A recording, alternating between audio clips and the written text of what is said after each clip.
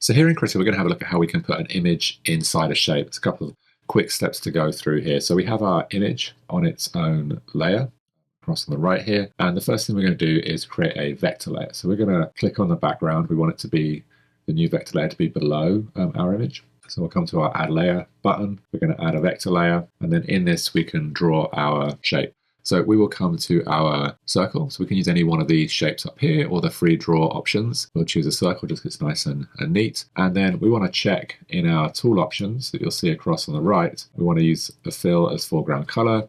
We don't need any outline for this, but you can play around with those settings if you want to. So basically when we stretch out our circle, I'm going to hold down Shift and I'm going to make sure it's just a little bit smaller than this image. So if we grab our move tool now, we can move this around and we can rescale it. So we want it to sit behind that image. And then what we need to do on the image layer is just come across the right and we're going to use the inherit alpha button here. Now this won't do anything because it's still referring to the background layer. So this copies the alpha from any layers below our vector layer. So if we turn off the background, you'll see that image pops into the circle and we could grab the move tool and we can move it around within that framed spot. So we can resize it in there, hold down Shift and get it to kind of fit nicely within there, framed as we want it. So in order to get that to work when we have our background layer on, we need to select both of these layers and then right click, and then we're going to go to Group and Quick Group, and that will then group those together and thus grouping the transparency there. So you can see now when we move any one of these around, it will move around that individual layer. So we can reframe things, resize things on the individual layers, or we can select the group and now we can move around that group as a layer and resize those two elements together.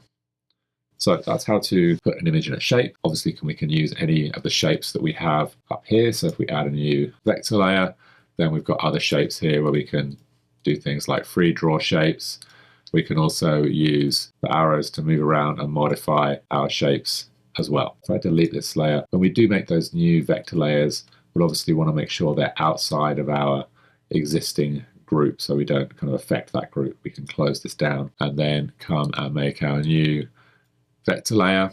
Again, making sure that we're using that fill and no outline option, so it's kind of clear where the shape is going to be. And then with some of the vector shapes, we get some cool options, like if we double click on this square, we can create rounded edges. So we can pop images into shapes with rounded edges, and then using that grouping option, obviously kind of keep those grouped together. Lots of opportunities to experiment and play here with these shapes, modifying the shapes, adding those rounded edges, and working with different types of layers that will be using that transparency from layers below. If you do have any questions, then please do get in touch.